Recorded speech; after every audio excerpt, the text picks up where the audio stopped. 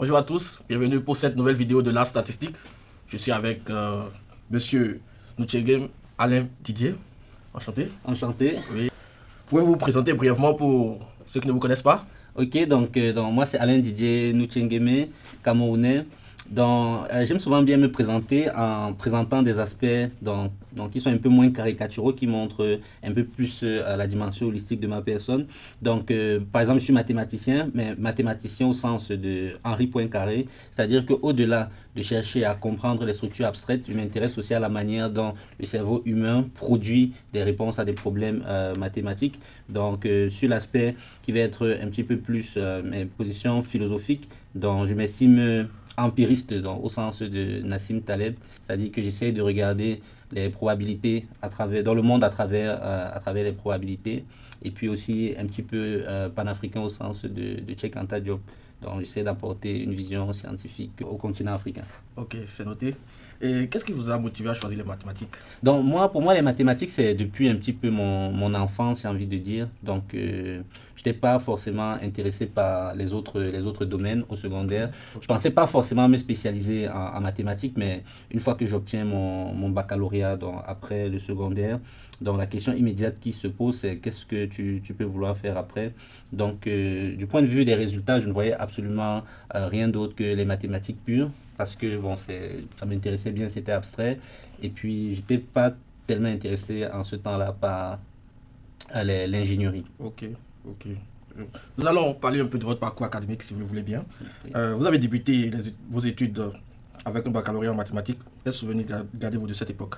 Pour moi, jusqu'à aujourd'hui, c'est la plus belle époque. C'était une époque de grande, j'ai envie de dire, naïveté, au niveau social, mais aussi une grande affluence. J'ai envie de dire, c'est la période où je me suis découvert, déjà du point de vue intellectuel, du point de vue également social.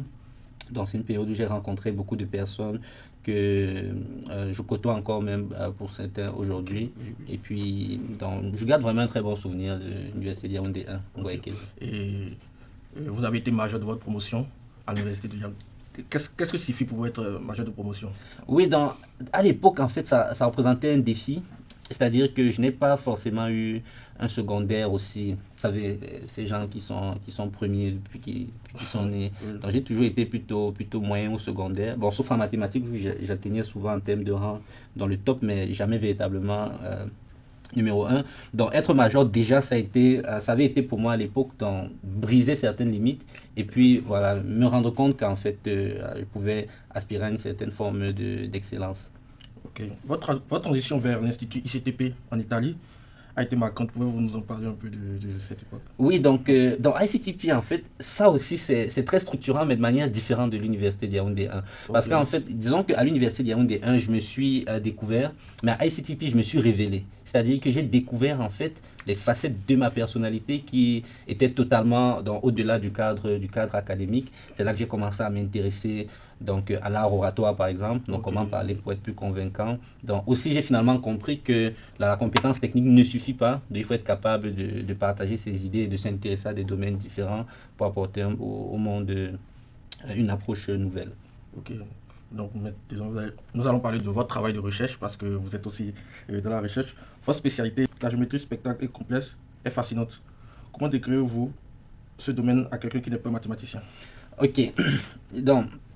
Honnêtement, en fait, j'ai plusieurs approches pour décrire la géométrie spectrale, dépendamment de si la personne en face a quand même un background scientifique ou pas. Mais disons que si quelqu'un a eu une compréhension de la physique, je dirais que la géométrie spectrale, c'est l'étude du lien entre les propriétés physiques des objets. Par exemple, les propriétés de diffusion de la chaleur quand je tape dessus, ou les propriétés de conduction thermique, toutes ces propriétés physiques-là, et la forme des objets. À quel point la forme des objets influence sur les propriétés physiques. Et on l'étudie du point de vue mathématique. Les physiciens nous apportent les équations qui nous permettent de décrire les phénomènes et on étudie mathématiquement le comportement des solutions. Ok, comme on le dit, les mathématiques nous permettent d'expliquer les mystères du quotidien. comme vous l'avez écrit dans vos articles. Pourquoi avoir choisi d'étudier les problèmes d'optimisation de forme? Bon, l'optimisation de forme, bon, déjà, l'optimisation en général, c'est un problème qui est très récurrent en ingénierie. Effectivement. Oui, donc on cherche à optimiser, même en finance, donc on cherche à optimiser les portefeuilles. Donc l'idée de l'optimisation, c'est quelque chose qui va être général. Mais maintenant, quand on fait de la géométrie spectrale en particulier, dans les formes, c'est la géométrie. Donc on va chercher, dans le paramètre, ça va être la géométrie. On va chercher la géométrie optimale qui va nous permettre de maximiser. Certaines entreprises utilisent ces idées-là. Les entreprises, par exemple, même de voitures, par exemple, Oui. donc pour étudier quelle est la forme idéale d'un pneu pour, par exemple, optimiser l'adhérence, des choses comme ça.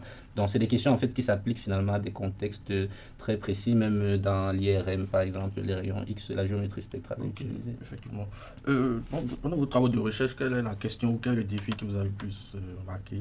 Oui, bon, disons que les questions de la géométrie spectrale, surtout en optimisation de forme, donc, ça revient à trouver. Donc, spectral, c'est parce qu'en fait, donc, quand on dit qu'on s'intéresse aux propriétés spectrales, ça correspond, si vous voulez, aux valeurs propres. Oui. Oui. Mais ce ne sont pas les valeurs propres des matrices, ce sont les valeurs propres des thèmes un peu techniques de certains opérateurs qui, pour le coup, sont définis sur les espaces vectoriels de dimension infinie.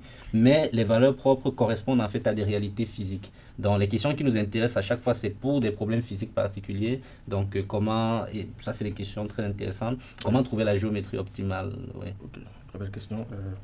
Nous allons maintenant entrer dans les réflexions philosophiques. Vous avez souvent évoqué l'idée de faire ce qu'on aime. Que signifie cette phrase pour vous? Oui, donc, pour être très concret, quand je parle de faire ce qu'on aime dans la vie, ça revient à être capable de se lever chaque matin en disant j'adore ce que je fais. J'ai vraiment une vie de ouf. Ouais. Donc, si on est capable, donc, de manière pragmatique, si on veut savoir est-ce que j'aime ce que je fais, donc c'est la question à se poser. Est-ce que je me réveille chaque matin en me disant j'adore ce que je fais? Maintenant, ça peut être circonstanciel, c'est-à-dire que ça peut arriver que pour des périodes particulières, donc peut-être on peut avoir moins de chances, donc on doit d'abord travailler, donc on peut comprendre que pour certaines périodes de sa vie, il faille faire des sacrifices, donc travailler peut-être quelque part où on n'est pas forcément épanoui, mais le piège c'est de rester là-dedans beaucoup trop longtemps. Ouais. Donc vraiment, faire ce qu'on aime, c'est, je dirais, le moyen le plus simple en fait d'exceller. Parce que par exemple, aujourd'hui, moi, j'ai pas l'impression de travailler même vraiment. J'ai l'impression en fait, tu vois, de jouer à un jeu vidéo, quelque chose comme ça, et puis, ouais, c'est des répercussions positives. Ok. Ouais, c'est-à-dire, bon, comme vous le dites, il est rare d'aller, il est rare mais précieux d'aller passer un métier. Exact. Vous êtes également éditorialiste et philosophe. Comment vos réflexions influencent-elles votre travail scientifique? Oui, bon, déjà, sur cette question de philosophe, bon, oui, je m'identifie comme philosophe, mais au sens vraiment étymologique, c'est-à-dire philosophia, dont je m'estime comme quelqu'un qui aime la sagesse. Bon, parfois dans le langage populaire, quand on dit philosophe, on dit un penseur, un sage, etc. Non, pour moi, en fait, quelqu'un qui est philosophe, justement, c'est quelqu'un qui n'est pas sage, mais qui aime la sagesse. Et par rapport à ça, donc je m'intéresse à plusieurs questions, plusieurs visions possibles du monde. Donc, par exemple, je suis éditeur dans le journal Afrique View. Et dans le journal Afrique View, j'essaie d'apporter une approche connexe. Donc, c'est-à-dire que, par exemple, je vais intervenir sur des questions qui, finalement, en fait, sont des questions philosophiques donc, du choix de la carrière, par exemple, les questions philosophiques de certains phénomènes sociaux, même comme l'hystérisation autour du mariage, par exemple.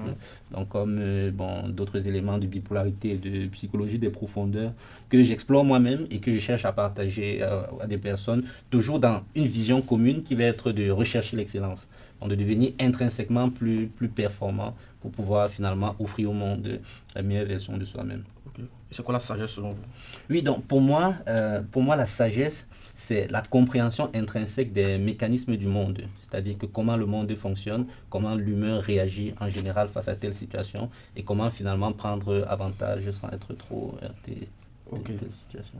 Okay. Bon, vous êtes aussi engagé pour l'éducation. Votre concept GURDIM est très innovant. Quelles sont les grandes ambitions derrière ce projet? Oui, bon, je ne peux pas communiquer encore pour le moment officiellement toutes les grandes idées, mais disons que pour le moment, dans les activités principales de GURDIM, bon, d'une part, il y avait une dimension accompagnement. Bon, l'équipe avec laquelle je travaillais, pour le coup, on n'a pas réussi à très bien structurer ça. Donc là, je le fais juste de manière occasionnelle. Donc, j'accompagne des personnes, par exemple, en prise de parole en public, en prise d'initiative, des choses comme ça. Et puis, hormis ça, il y a une dimension blogging. Donc, Geodim, il y a un site web où on communique principalement des informations sur dans l'excellence académique, l'orientation scolaire, dans être plus concentré, et puis des thèmes un peu plus pratiques. Dernièrement, par exemple, j'ai écrit un guide sur dans l'écriture d'un mémoire de master. Donc, des éléments un peu pratiques pour essayer de condenser mon expérience et l'expérience des personnes que je peux connaître pour partager, en fait, finalement, à des personnes qui entrent dans le bain un peu obscur de différents domaines et apporter une vision un peu plus éclairée. C'est vraiment très intéressant, monsieur.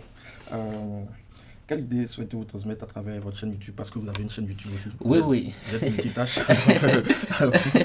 Oui, dans ma chaîne YouTube, donc je ne veux pas oublier aussi qu'avant tout, je me considère comme mathématicien. Oui. Donc, j'essaie, en fait, ma chaîne YouTube, il y a 3 buts, j'ai envie de dire, là-dedans. Donc, vulgariser les mathématiques déjà, donc pour faire découvrir des questions mathématiques à un monde qui peut-être l'a détesté pour une raison ou une autre au secondaire. Ensuite, il va y avoir une dimension donc, plus pour des personnes qui se cherchent, donc toujours un peu dans la dimension orientation, mais comprendre la philosophie derrière certains concepts. Le concept de topologie, de compacité par exemple. Donc, je ne vais pas faire des exercices forcément sur la compacité, mais je vais expliquer pourquoi on introduit ce concept, pourquoi c'est naturel et pourquoi ça capte la réalité. C'est plus la philosophie derrière les concepts. Et puis de temps en temps, je fais des mini-cours qui sont un peu techniques sur...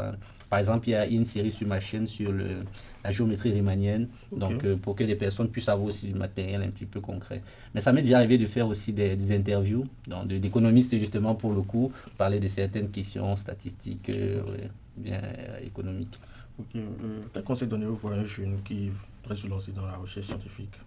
Oui, donc si j'ai en face de moi un jeune qui veut se lancer dans la recherche scientifique, je dirais déjà que, certains peuvent voir peut-être mon parcours, bien le parcours de certains collègues, ça peut avoir l'air facile, c'est pas forcément si évident que ça, mais n'empêche, il faut prendre sa vie en main, c'est-à-dire que il ne faut plus être dans une dynamique de allez, j'attends que je sais pas un pro vienne et puis remarque mon talent, etc. Non, c'est vraiment chacun qui doit prendre l'initiative, de dire ok, je vais chercher telle opportunité, je vais développer telle compétence, je vais aller faire tel type de stage, par exemple, qui n'est même pas au programme, mais qui vraiment intrinsèquement va me nourrir et va me permettre d'oser plus et d'être plus dans l'action finalement que dans la théorie et puis l'aspect.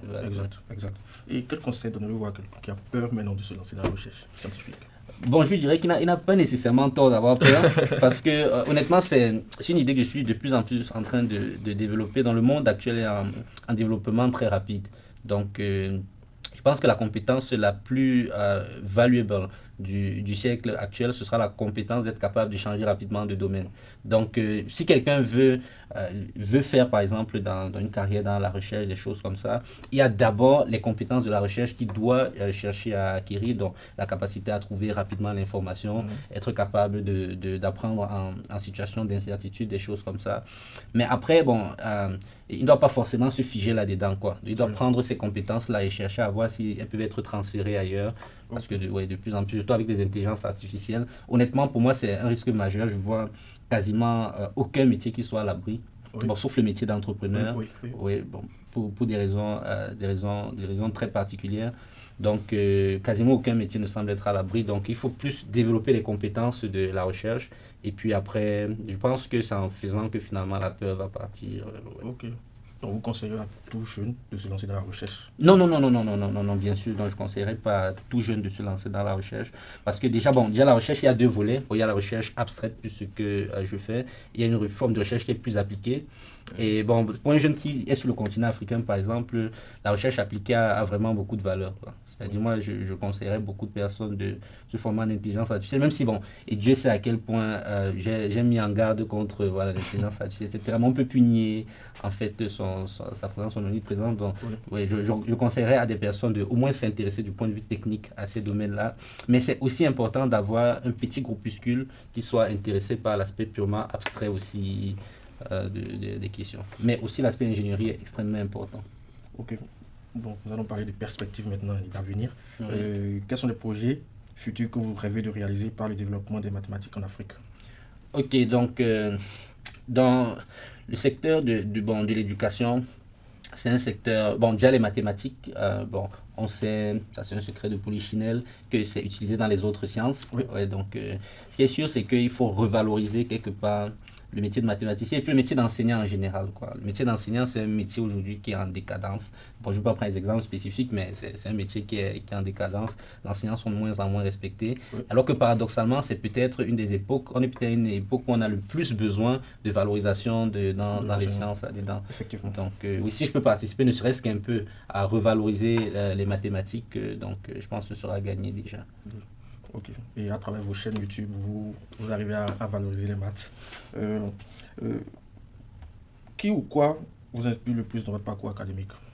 Bon, en termes de figure d'inspiration, bon, je vais commencer par citer mon père, parce que mon père, bon, retraité aujourd'hui, c'était un mathématicien donc, camerounais qui était assez bien réputé. Même si finalement, je ne discutais pas forcément beaucoup avec lui d'éléments techniques, dont sa simple présence et son simple charisme en fait a su m'inspirer. Et paradoxalement, bon, il y a des personnes qui pensent que donc, il voulait que je sois mathématicien, etc. Alors que c'est pas la réalité.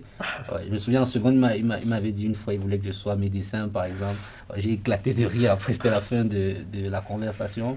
Mais donc, c'est quelqu'un qui m'inspire beaucoup. Mais sinon, au-delà de lui, donc, une figure qui m'inspire vraiment, vraiment beaucoup au quotidien. Donc, j'ai dit au moins une figure, si ce n'est historique, bon, ça c'est un autre débat, mais au moins conceptuel, c'est la figure de Jésus-Christ. Donc, Jésus-Christ qui, donc, vraiment, en fait, quand rien qu'étudier sa vie, donc étudier dans les différentes leçons de partage, des choses comme ça, je pense il y a quasiment tout qu'on peut apprendre là-dedans. Et sinon, d'autres figures scientifiques, dont j'ai cité Poincaré, qui m'inspirent beaucoup, Nassim Taleb, dont Cheikh Anta Diop, j'ai cité. Mhm. Aussi Carl Gustav Jung, parce qu'il faut avoir du courage de vivre un petit peu à contre-courant du monde. Et puis, ouais, donc c'est quelques exemples ouais, Ok. de figures qui m'inspirent. Du monde. Vous êtes aussi auteur de livres à l'université. Quel message vous voulez transmettre à travers ce guide? Oui, donc dans l'université Yaoundé 1, le kit de survie, je peux dire globalement qu'il y avait trois objectifs donc pour le lecteur. Le premier objectif, c'est toujours dans la dimension orientation. Oui. Donc, comment trouver ce que les Japonais appellent son ikigai, sa raison d'être, qui est un peu une intersection finalement entre ce qu'on aime, ce dans quoi on est bon, ce dont le monde a besoin. Donc, comment faire l'intersection et tout, c'est comment réussir à le trouver grâce à dans des questions spécifiques, des tests spécifiques. Il y avait une vision que je dirais un petit peu géostratégique sur l'importance de l'université justement, avec bon, des questions autour des écoles de formation, etc. Et puis il y a une dimension, je vais dire, un peu plus académique, où concrètement, je livre quelques découvertes qui, moi personnellement, m'ont aidé dans mon parcours académique à atteindre une certaine forme d'excellence. Ok. Bon, comme je l'avais dit, vous êtes multitâche, vous arrivez à faire beaucoup de choses à la fois. Comment vous avez à trouver l'équilibre et, bon, je dirais le temps pour pouvoir mettre tout ça en place? Oui, bon, c'est vrai que s'il faut utiliser le mot équilibre, je dirais pas que je suis forcément équilibré actuellement. Parce que il y a des périodes, c'est-à-dire il y a des périodes où je vais me concentrer plus sur telle ou telle activité, puis il y a des périodes où... Donc par exemple, j'ai un autre livre qui est en cours d'écriture aujourd'hui, Ok. mais actuellement, ce n'est pas la priorité numéro un. Ouais, Donc ouais. ça veut dire que je mets un peu plus ça de côté. Mais sinon, il y a une grosse dimension de prendre conscience en fait d'où son temps passe. Et bon, il y a beaucoup d'applications aujourd'hui, c'est vraiment très choquant. Donc, il y a des applications qui traquent le temps qu'on passe sur le téléphone, par exemple. On Oui, sera surpris du temps qu'on passe sur les réseaux sociaux, par oui, exemple. oui, Ouais. effectivement. Donc, ça, c'est du temps, imaginez pour quelqu'un qui passe, disons, 2 heures par jour sur les réseaux. Donc, si tu passes juste la moitié de ce temps sur les réseaux, tu as 1 heure pour la lecture, par exemple. Effectivement. Ou bien tu as 1 heure pour faire une vidéo. Ou bien tu as 1 heure pour voir. Et quand tu multiplies ça par voilà, le nombre de jours que tu Oui, passes dessus, tu as autant de temps pour faire différentes activités. Donc, effectivement. Bon, quel rôle joue votre expérience internationale dans votre vision des mathématiques? oui, honnêtement, aller à l'international a changé ma vision des mathématiques. À l'université Yaoundé 1, par exemple, c'était beaucoup de l'analyse qu'on faisait. Oui, Donc, j'ai eu une vision plus géométrique de la vie. Et bon, c'est même ça en fait qui m'a guidé aujourd'hui dans le domaine de la géométrie. J'ai vu ce qui était fait, les questions qui intéressaient en fait les différents chercheurs.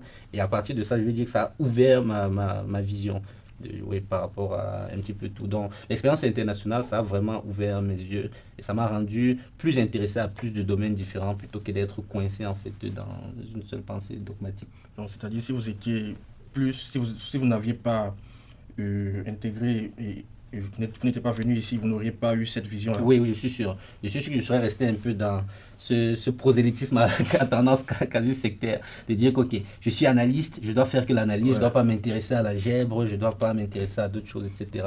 Oui, mais là, je suis plus ouvert. Oui. Je suis sûr que si j'avais continué, je serais resté dans des carcans. Ok. Mais qu'est-ce qui vous reste à accomplir? Qu'est-ce que vous avez envie d'accomplir en cette fin d'année?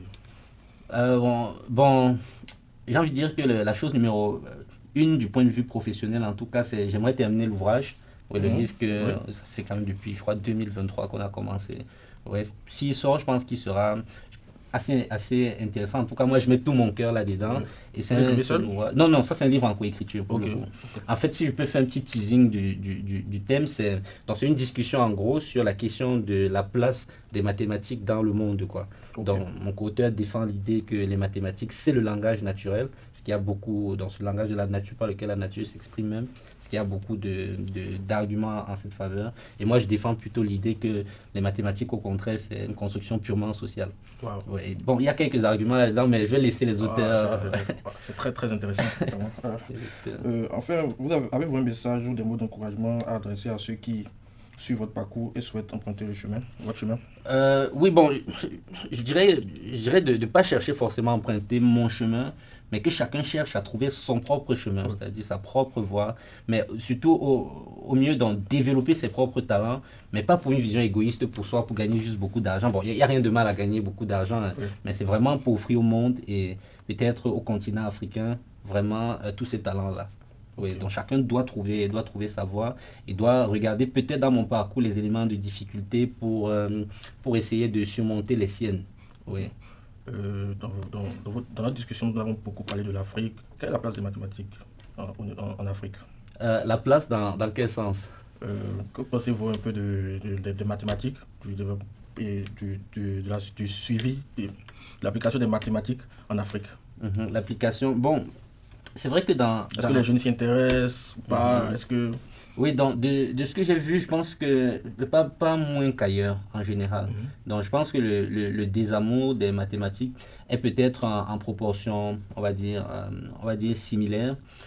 Mais par contre, je pense qu'on a une vision moins importante de vraiment l'importance des mathématiques dans notre quotidien, c'est-à-dire leur omniprésence. J'ai l'impression que ailleurs, parfois, il y a une plus grande conscience. Donc, même si je n'aime pas les mathématiques, je suis conscient que c'est dans mon smartphone, que c'est dans les vidéos que je suis, que c'est dans le train que je prends et tout ça. J'ai l'impression qu'il y a de moins une grande conscience, en fait, de ça, sur le continent. Ok. Avez-vous un mot de fin? Bon, je dirais peut-être croyez en vous, croyez en vos rêves. Et puis, si vous êtes sur la bonne voie, vous allez sentir que si vous êtes sur la bonne voie. Donc, continuez à persévérer. Et surtout, ça ne doit pas être égoïste. Ça doit être vraiment pour partager au monde. Donc, vraiment, tout ce travail-là, la meilleure version de vous-même. Ok. Merci. Nous sommes à la fin de notre discussion. Merci, monsieur, pour le temps accordé. Et merci à tous et à bientôt. Ouais. Merci.